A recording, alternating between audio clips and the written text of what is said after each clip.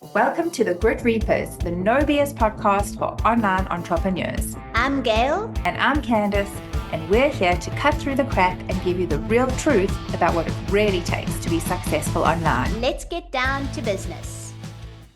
Welcome back to another episode of the Grit Reapers. It's great to have you with us. Today we're talking about something I am really passionate about, and that is messaging in marketing. Why and what the hell is messaging? Why does it matter? Just before recordings, pushing record, Gail and I were having a chat. She shared a story with me, which we thought would be a perfect intro into this topic. So, Gail, take it over and share with our audience your funny experience.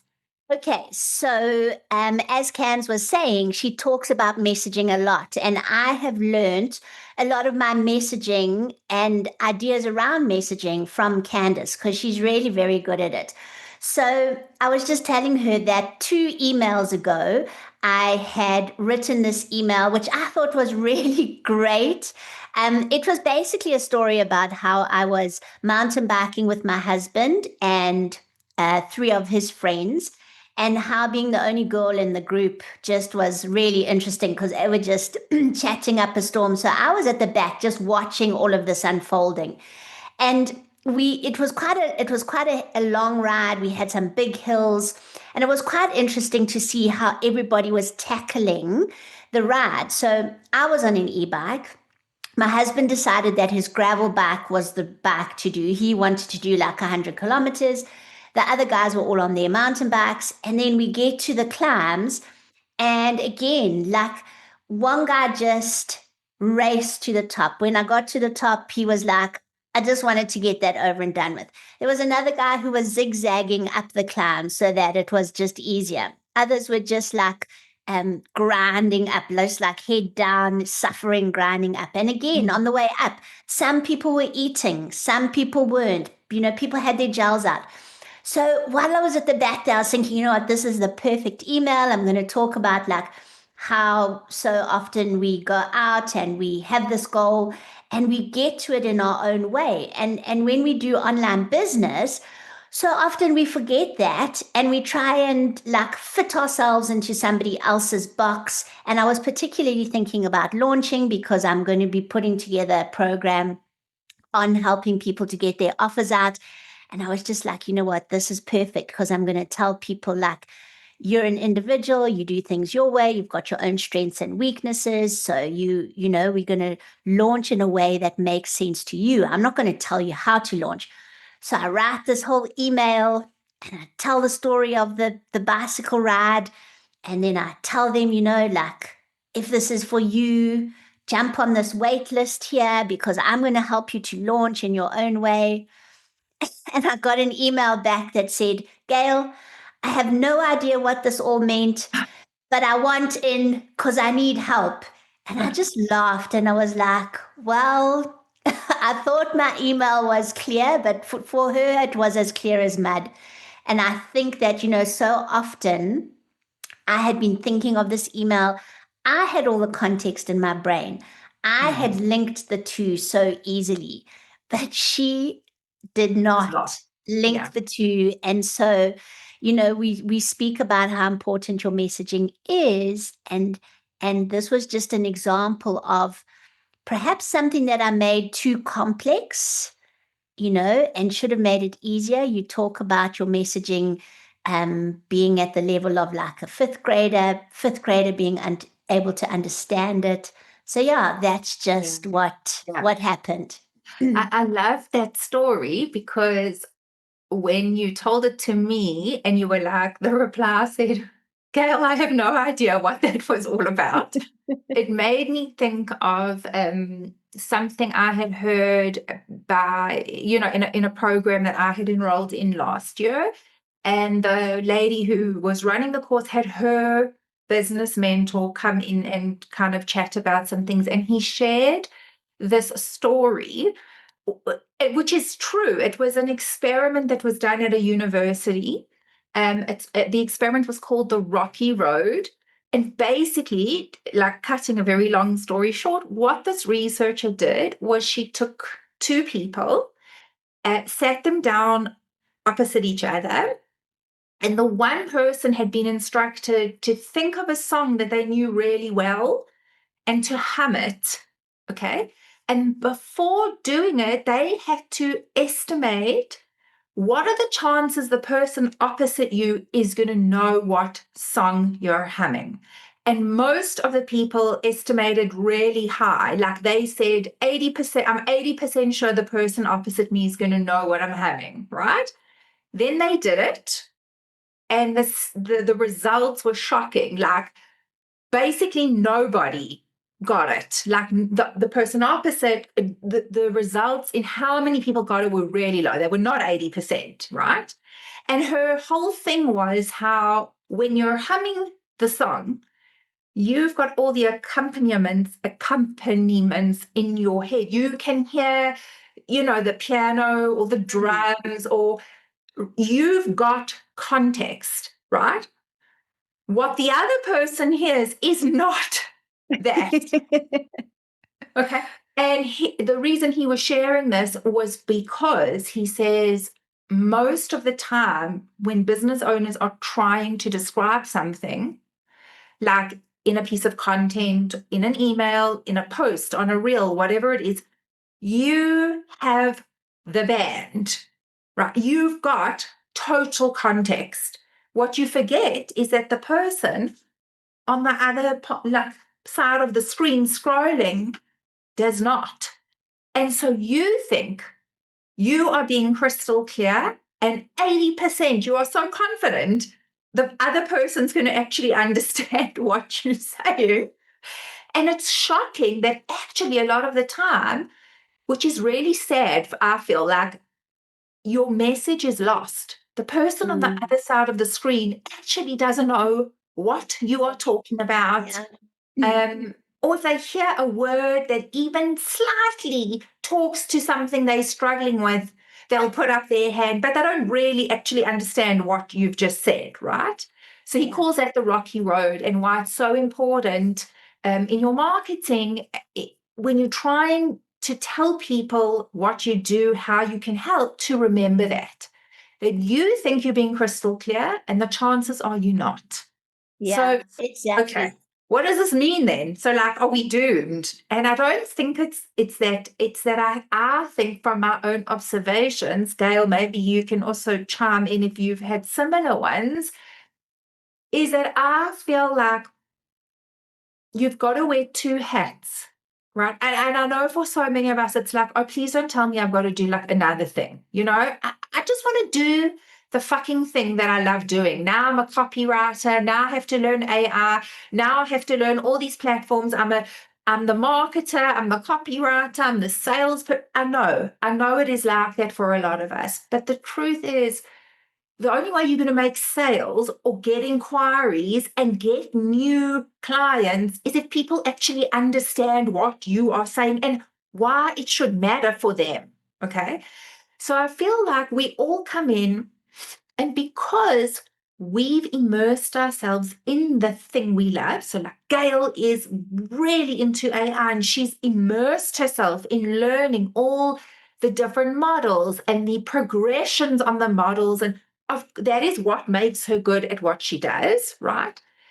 But because it's almost like a double-edged sword, because we know a lot and we have depth of knowledge on our topic, we almost shoot ourselves in the foot when it then comes to making a simple reel, because we are like 20 steps ahead of where our person is. And we've lost touch with how do we describe things really simply at the level that the person on the other end of the screen is at. And I feel like that's where the messaging disconnect comes from. It's like almost know too much. Like you have too much context, you know too much. And so when you're trying to tell people about this and how much you know and what it can do and how you can help, they thinking, oh, but that's not what I need.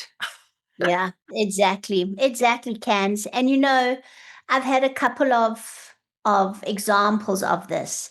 I keep going back to a coach that I'm currently working with.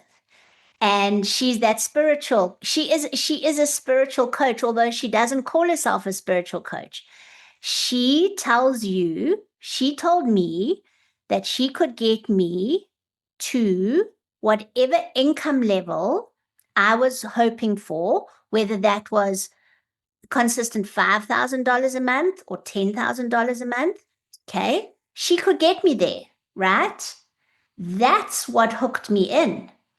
The fact that she does it through energetics and woo, what we would call woo woo, didn't even come into her messaging. And when I look at what I understand now, when I look at other coaches, spiritual coaches, they all speak about the woo side of it, right? So they all speak about reaching your next level and stepping into your power and that kind of stuff, which would not even have caused me to stop for a second on the advert because I don't, I don't know, I didn't even know what that meant. So you have to look at very simply what it is your audience wants, and you have to speak directly to that. Not, as you said, we know too much, so we talk about how we're going to get them there, where actually all they need to link is the link between their problem and that you can solve it. That is the link that you need. So you need to talk about, and again, not necessarily only talking about pain points, because people, and me included, I relate much better to aspirational stuff. So, she could have phrased it in the, are you battling with inconsistent income? Are you really struggling? Da da da. Instead, she was like, I can get you to 15K consistent 15K months. Like, hello, you can, that's what I've been wanting, that kind of thing. So I think definitely, I'm sure we've all heard they say to explain it like you're explaining it to a fifth grader. That's simple. And then you think to yourself, really? Yeah. People, do they really need it that simply? Well, I mean, I feel like the fifth grader analogy is not in treating our audience like imbeciles, children. It's not that. It's like, just make it simple. Yeah. Speak. Don't try to sound clever. Speak simple. Like, how would you describe this in the simplest way? That's what people relate to, So I actually was just also telling Gail before we started recording yesterday, I filmed a YouTube video on content creation for social media. And at one part in the video, I obviously speak about messaging. And I said, it's like, if I know my audience, they identify the problem as content. Content. I don't know what to post. I'm getting no leads. So there's a problem with their content. Okay. If which I have been doing, I mean, this is the irony, even when you know this stuff, you still fall back into these traps because I know it's not really content, it's strategy that's the problem. Content's not the problem, right? I know that. And so for the last 4 months, all my reels and my posts have been about strategy, blah, blah, blah. And I was like, my person's going to be like, okay, that's great, but that's not my problem. Strategy is not my problem. Content is my problem, right? So even though we often know the thing that is really the problem, we know what the root is. If you're only going to speak about the root and not symptoms, nothing is going to land with your audience. Yeah. So in a way, it's like, yes, you've got to speak to the symptoms because that's what people will put up their hand and say, yes, that's me. The symptom is I get no engagement. No one likes my posts. I don't know what to post. That's a symptom. But if I'm going to only speak about strategy, the person's going to be like, not for me, not for me. The person who's speaking about how hard it is to get no engagement and not know what to post every day, then the person's going to be like, oh my God, this is me, right? Mm-hmm. Even though we both might eventually get them to think about how it's the strategy behind it.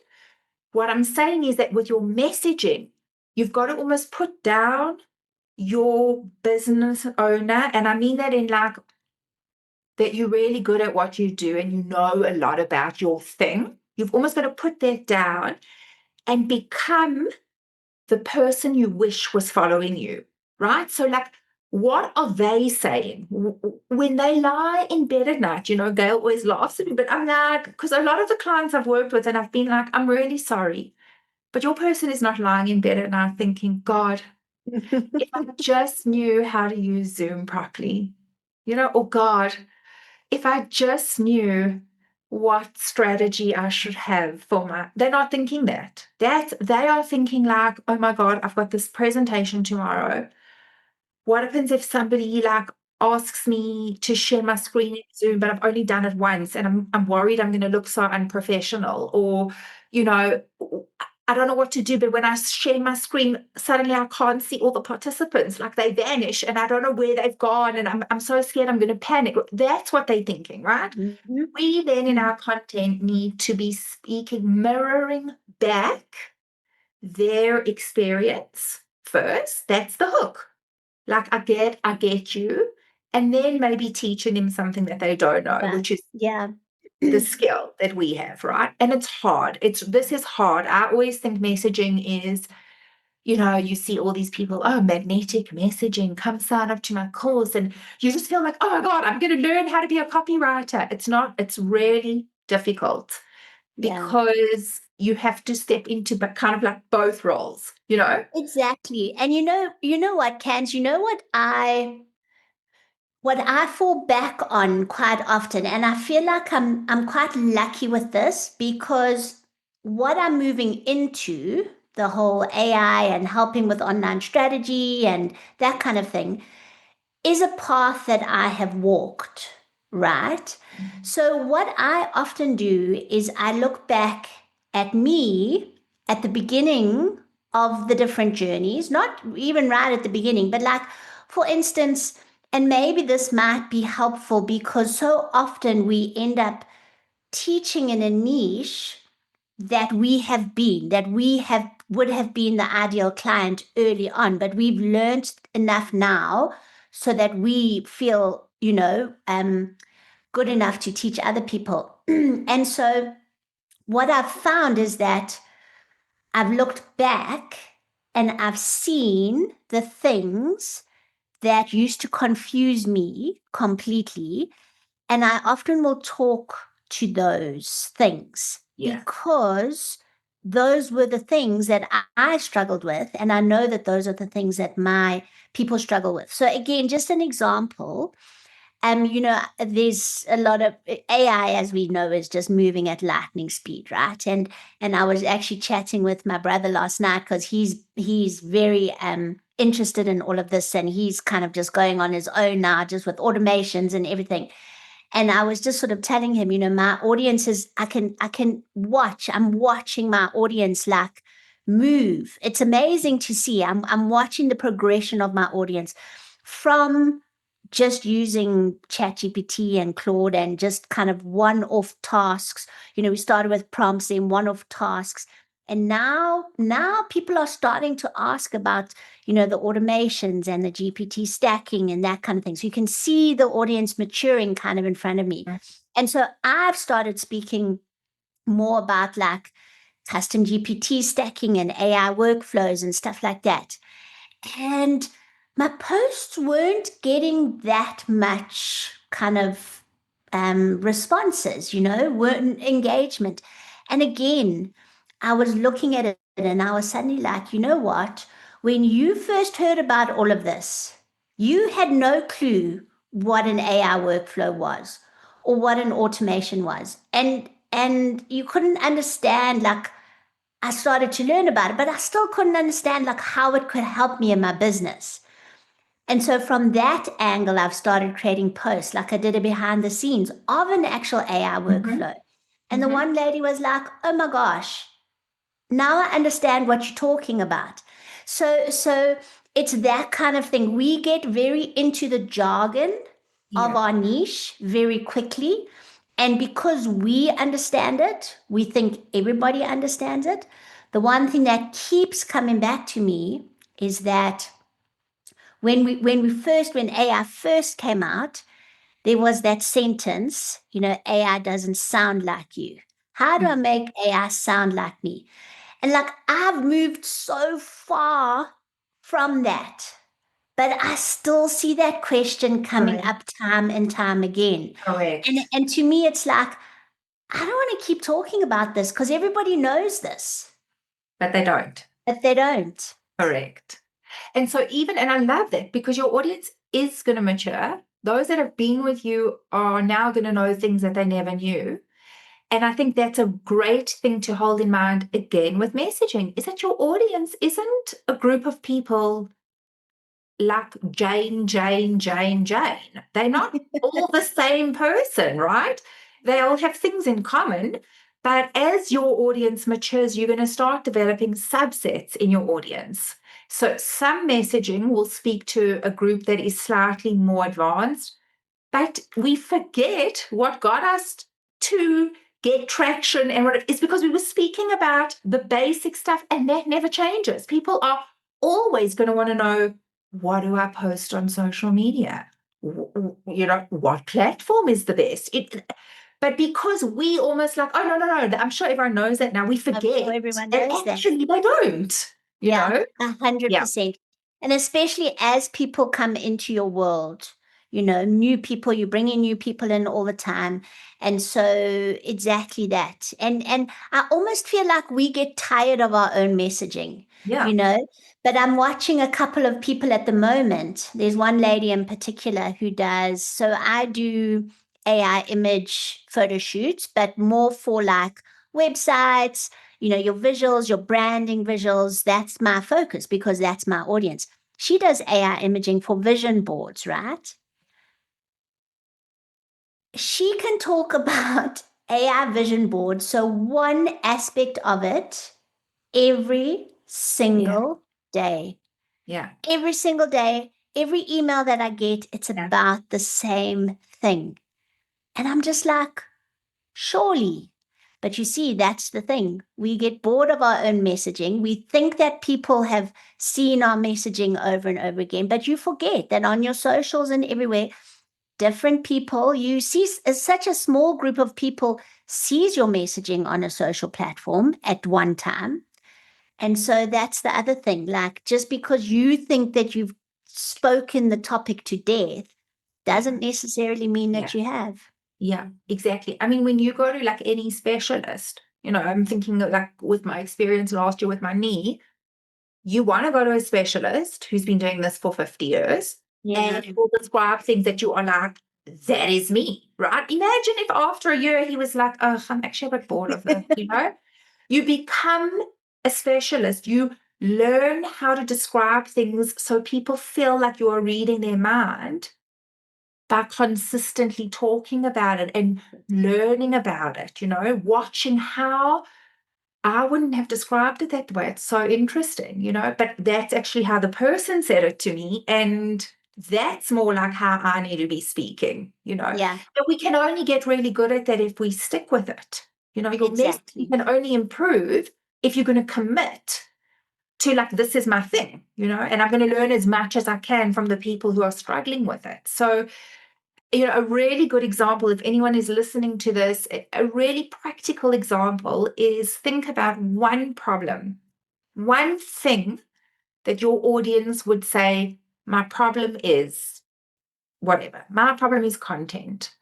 Then write on one column, they say.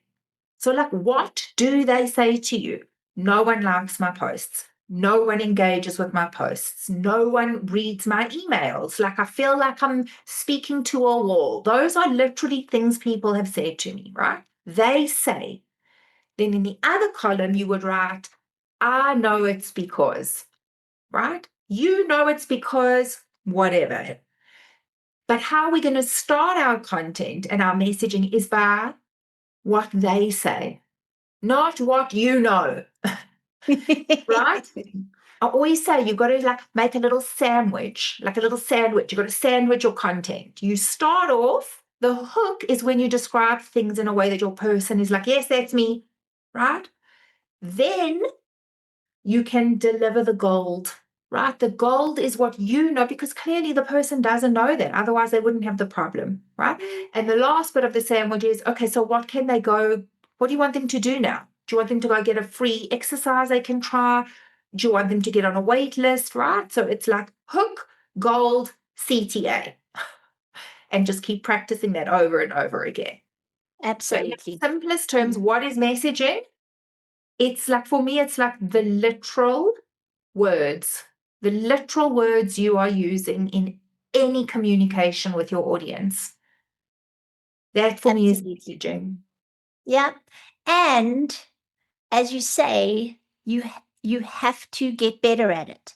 So you take that one problem, you start talking about it from, as you say, what they say, and you start to see what people are resonating with. Correct. And from there, like as I realized, people weren't really resonating when I was talking about AI workflows and things like that. And then I showed them, then I started giving them examples, you would do this, then you would do this, and then people started to get it. So yeah, Yeah. it's definitely a skill. It's something that happens the more you do it. I think the more you do it, the better you get, but you have to keep at it. You have Yeah. to just keep 100%. going. Yeah. So I'd love to know from our audience, those listening, what is your biggest struggle when it comes to messaging? Let us know. And we can create a follow-up video that talks directly to that. So everybody, even, I mean, Gail and I included, like I said, you can know a lot about this and fall back into traps where you're like, oh my God, my messaging's just completely been wrong. So we all in it together. We know you're never going to nail it 100%. There's nothing to be shy or embarrassed about. Let us know what is getting you like caught up so we can put our brains together and see how we can help. Perfect. Sounds like a really good plan. And Cans, I was just thinking, do you have any resources that we could link? On messaging specifically. So Yes. I do, but again, I feel like it's only really helpful once the person's actually done something before we get to there. So Okay. yes, there are. I have many resources on messaging, but there are like a couple of things you actually need to have in place first, so that you can write in a way that's going to land. So I'll link what I think that is, like what's the beginning part for people, and then the next Perfect. step goes on to the actual content creation, which is where the bulk of messaging is. Okay. Sounds good. So Okay. Cans will link that below. I shall. And yeah, take care, guys. We love to hear from you. Please message, let us know how it's going with you, how we can help. And otherwise, we'll catch you next week. See you next week.